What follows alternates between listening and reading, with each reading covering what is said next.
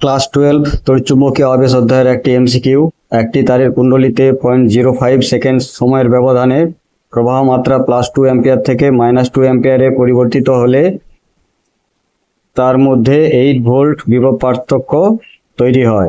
উক্ত কুণ্ডলীর আবেশাঙ্ক হবে option A 0.8 henry, option B 0.1 henry, option C 0.2 henry, option D 0.4 Henry.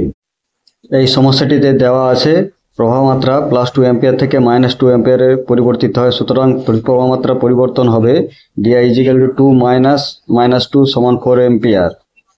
সময়ের ব্যবধান DT = দেওয়া আছে 0.05 সেকেন্ড, বিভব পার্থক্য দেওয়া আছে 8 ভোল্ট।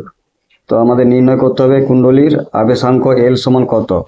আমরা জানি আবিষ্ট তড়িৎচালক বল E সমান হয় LdI/dt।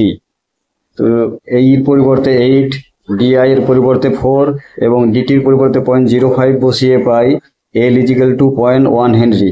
সুতরাং সঠিক উত্তরটি হবে অপশান বি 0.1 হেনরি।